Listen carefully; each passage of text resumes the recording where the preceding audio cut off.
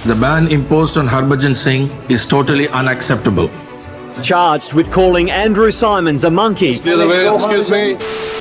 The tour's back on, but it appears the tension hasn't eased all that much. You learn about life, and No doubt about this match being played in the right spirit. Yeah. I've played my cricket very sincerely and.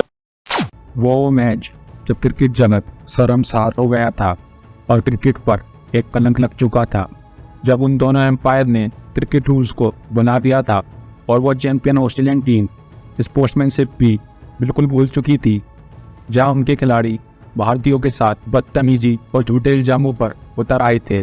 ये कहानी है उस border Gavaskar trophy की, जब 2007 का world cup हारने के बाद टीम इंडिया चली थी एक बदलाव के लिए। The story of monkey gate scandal between India and Australia part 1। यह बात है 2007-8 बॉर्डर गवास्कर ट्रॉफी की, जब भारतीय टीम ऑस्ट्रेलियन जमीन पर उतरी थी उस ट्रॉफी को घर लाने के लिए। कंगारुओं की जमीन पर टेस्ट मैच खेलने की अलग ही उत्सुकता होती है, मगर सामने वाली टीम ऐसी थी जो पिछले 15 टेस्ट मैच जीत कर आ रही थी और उन कंगारुओं ने हार नाम का शब्द बहुत समय से सुना नहीं था। लेकिन ये भारतीय इन सब की परवाह न कर बस उस सीरीज को जीतने के मंसूबे से उतरे थे। सीरीज का पहला मैच ऑस्ट्रेलिया के मेलबर्न में होता है और पहले मैच में भारत को कंगारुओं से करारी शिकस्त मिलती है और वो इस मैच को 337 रनों से हार जाते हैं। हालांकि सचिन ने इस मैच में काफ़ी अच्छा प्रदर्शन किया था, लेकिन असली कहानी तब शुरू होती है जब भारतीय टीम रवाना होती है सिडनी के लिए 2 जनवरी 2008 और इस सीरीज का दूसरा टेस्ट मैच। ये मैच सिडनी क्रिकेट ग्राउंड पर होना था और क्रिकेट इतिहास के लिए ये टेस्ट मैच एक ऐतिहासिक मैच बनने वाला था। ऑस्ट्रेलिया टॉस जीतकर पहले बल्लेबाजी करने का फैसला लेती है और फिल जैक्स और एडन की सलामी जोड़ी सिडनी के मैदान पर बल्लेबाजी करने के लिए उतरती है और दूसरी ओर भारतीय टीम की एक शानदार शुरुआत होती है। आरपी सिंह तीसरे ओवर में ही फिल जैक्स को कोर्ट बिहाइंड करते हैं। अब ऑस्ट्रेलियन टीम के विकेट्स एक के बाद एक गिर रहे थे और ऑस्ट्रेलियन टीम का स्कोर 134 रन पर 6 विकेट हो चुका था। लेकिन कहानी की असली शुरुआत तो अब शुरू होती है जब एम्पायर स्टीव बकनर और मार्क वेंसन ने ठान लिया था कि अब चाहे कोई भी फैसला हो वो सिर्फ कंगारुओं के हित में ही जाना है। क्रीज पर ब्रैड हो और एंड्रू साइमन मौजूद थे। 30 रन के स्कोर पर खड़े एंड्रू साइमन ईशांत शर्मा की एक गेंद पर एज लगकर कोर्ट बिहाइंड होते हैं, लेकिन इस पर दोनों में से किसी एम्पायर पर जरा भी फर्क नहीं पड़ा। उसके बाद जब साइमंस 48 रन के स्कोर पर पहुंचे तब अनिल कुंबले की गेंद पर धोनी उन्हें स्टंप आउट करते हैं। इस फैसले को स्टीव बकनर ने थर्ड एम्पायर ऑक्सनफोर्ड के पास भेजा, जो इसे नॉट आउट करार देते हैं। इसी के साथ धीरे धीरे एंड्रू साइमन अपनी सेंचुरी भी पूरी कर लेते हैं और एक बार फिर धोनी ने साइमंस को स्टंप किया, जो कि साफ साफ आउट था।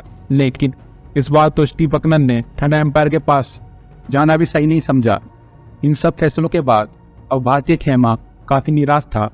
मैच आगे इसी तरह बढ़ता रहा और ऑस्ट्रेलिया 463 रनों पर जाकर ऑल आउट हुई, जिसमें एंड्रू साइमंस एम्पायर के रहम के साथ 162 रनों पर नाबाद रहे। अब भारतीय टीम इस स्कोर की बढ़त बढ़ाने के लिए मैदान पर उतरती है, जहां उनकी कुछ खास शुरुआत नहीं होती। 7वें ओवर की चौथी गेंद पर ब्रेटली वसीम जाफर को बोल्ड करते हैं, लेकिन ये एक नो बॉल थी जो एम्पायर की नज़र से बच निकली।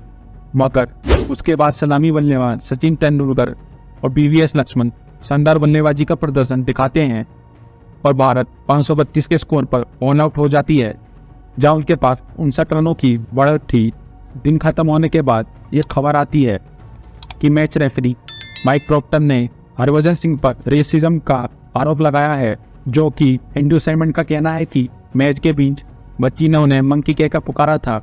इसकी सुनवाई मैच के खत्म होने के बाद होने वाली थी और ऑस्ट्रेलियाई बल्लेबाज मैच की दूसरी पारी के लिए उतर चुके थे और वहाँ उनकी कमाल की शुरुआत होती है, जहाँ मैथ्यू हेडन और माइकल हस्सी अपने शतक जड़ देते हैं और एंड्रू साइमंस भी एक अर्धशतकीय पारी खेलते हैं, जिसके चलते ऑस्ट्रेलिया इनके खत्म होने तक 401 रन पर इनिंग को डिक्लेयर करती है और भारत को 333 रनों का एक बड़ा टारगेट मिलता है।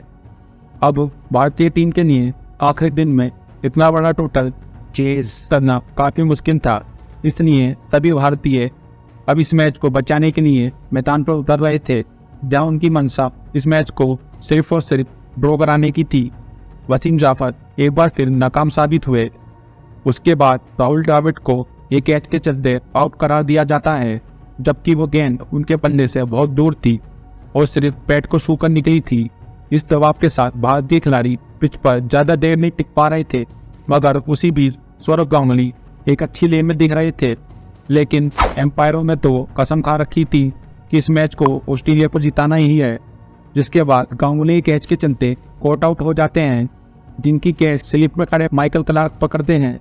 वो कैच पकड़ते तो हैं, लेकिन उसके जमीन से उठाने के बाद और बाद में जब वो रोल होकर पलटते हैं, तब भी वो बॉल जमीन पर छू जाती है। नियमों के चलते ये एक नोट आउट था और सौरभ गांगुली भी इसे करते हिलाकर पना करते हैं। एम्पायर ने इसे जबरदस्ती आउट करार दिया और क्रिकेट जगत के सारे नियम और कानून तोड़ दिए गए। जायक प्लेयर के आउट कहने पर यह डिसीजन दिया गया, जब रिकी पॉन्टिंग ने एम्पायर को उंगली उठाकर आउट का इशारा किया था। अब इस मैच को खत्म होने में सिर्फ 2 ओवर बाकी थे। भारत का स्कोर 7 विकेट के नुकसान पर 210 रनों का था और ऑस्ट्रेलियन कप्तान अब एक चालाकी आजमाते हैं और सेकंड लास्ट ओवर के लिए गेंद। दोस्तों, आपको क्या लगा कि इन एम्पायरों ने भारतीयों के साथ गलत करा या नहीं? गलत तो करा ही है। आप हमें कमेंट करके बताइए कि कितना गलत करा और क्या एक चैंपियन टीम को मैदान में ये खेल भावना दिखानी चाहिए। इसका अगला पार्ट जानने के लिए हमारे वीडियो का इंतजार करें।